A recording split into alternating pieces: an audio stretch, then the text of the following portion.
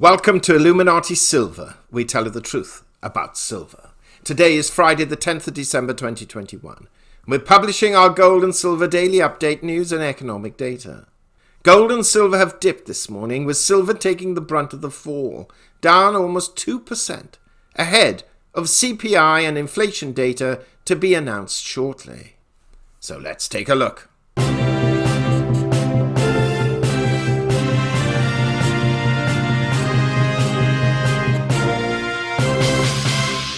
Welcome to Illuminati Silver. It's Friday, the 10th of December 2021 at 11:26 in the morning. The weather today, undisturbed. Yes, we have relatively clear skies. Very little wind. In fact, not a lot going on. It's undisturbed. However, Julian Assange may be very disturbed with the news out today that his extradition to the US has been granted by UK judges. Now, we're not going to focus on that because the main purpose of this channel is to look at economics and the prices of precious metals. But it's an interesting story. What's also a little disturbing is the UK economy barely grew in October as shortages hit builders. That's the reason they're giving. Let's just take a quick look at that, shall we? The UK economy grew less than forecast in October as shortages of materials hit manufacturing and construction, and a further loss of momentum now seems inevitable, with consumers facing fresh restrictions to contain the new strain of COVID-19. Gross domestic product grew 0.1% compared with 0.6% in September. Growth of 0.4% was forecast. If it left output 0.5% lower than in February 2020 before the pandemic struck. And this is the important bit. The outlook for the end of the fourth quarter appears to be even bleaker after Prime Minister Boris Johnson this week announced measures, including guidance that people should work from home, in an effort to halt the spread of the Omicron variant. Bloomberg Economics estimates the curbs could cost the economy as much as £2 billion a month. Not looking good. Going to the BBC News, economic growth stutters before impact of Omicron. The UK economy slowed further in October despite strong growth in health services and used car sales. Well, there weren't that many new cars being produced, allegedly. Heathrow boss urges travel rules rethink over the Christmas period. But for those who like it and can remember it, spam sales hit record high for the 7th year in a row. So we're not eating really good fillet steak anymore. We're all descending to spam. US court rejects Trump's request to block files. Assange can be extradited to the United States. Court rules. Ill lawyer forces pause in Ghislaine Maxwell trial. Let's see what trial and tribulations we have for the economy. Well, the dollar index is up 0.11 at 96.39. We contain and maintain that the dollar is going to be, for a while, the strongest out of the other major currencies. Energy prices marginally up.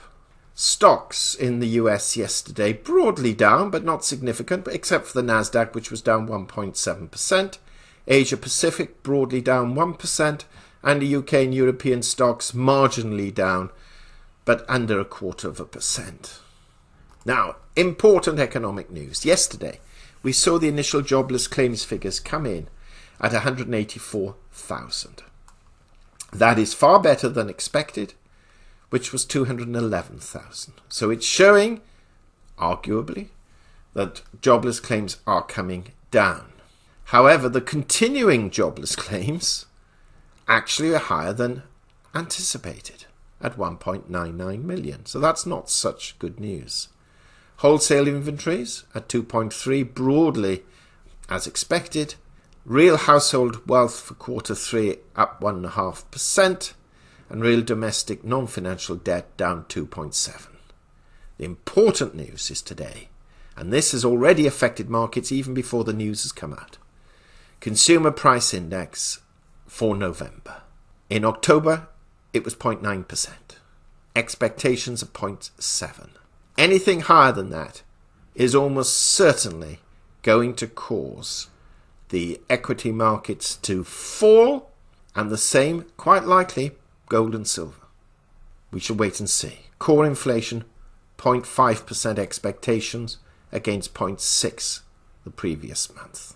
Yes, we have the UMich Consumer Sentiment Index, which is useful, the federal budget, but it's these figures here that are going to be a game changer today, if they are vastly different to expectations. And we've already seen that gold is down $12 at $1,771 in anticipation, down 0.7%. Silver taking a bigger hit, as we said it will, down almost 2%, 1.92%, down 43 cents at $21.91. Why? Two reasons. One, the fear of interest rates being introduced sooner than expected, therefore having that dampening effect on precious metals. And secondly, because the Omicron variant, shutdowns, potential shutdowns, the fear of economic growth restricting and falling back affects the industrial demand for silver. And we've been banging on about this for months and years, quite frankly. All the pumpers keep saying, silver's about to break out. Silver, yes, break out to the downside, not necessarily the upside. Until our economic woes are over, silver is going to lag gold. Cryptocurrency is also not faring that well, partly because they do tend to follow the equity markets. Bitcoin's down 1.2%, but Ethereum, the second largest cryptocurrency in terms of market cap, is down 4%, but it has had a reasonable rise of late. But overall, over the last 7 days, they're all down between 10 and 15%, and a few of the speculative ones down as high as 25%. The actual market cap for cryptocurrencies down 3% of the last 24 hours at $2.26 trillion. Now that's it for now. We're keeping today short. A reminder, we have our weekly update tomorrow. It'll be particularly important because we will include what's happened to the CPI data and perhaps look into that in a little more depth. And where we envisage gold and silver prices moving next week. And we have some quite interesting data next week, and we'll mention this obviously in tomorrow's update because we have the very important retail sales figures and the Federal Reserve FOMC announcement. So whatever happens, do not miss next week's videos. Really crucial stuff.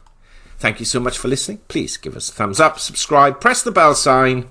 Until tomorrow, have a great day. Illuminati silver owners come from a background of banking, international wealth management and economics. Having now retired from these worlds, we are not qualified to give investment advice. Therefore, this and other productions must not be deemed to be giving such advice and merely represent the personal views of its owners.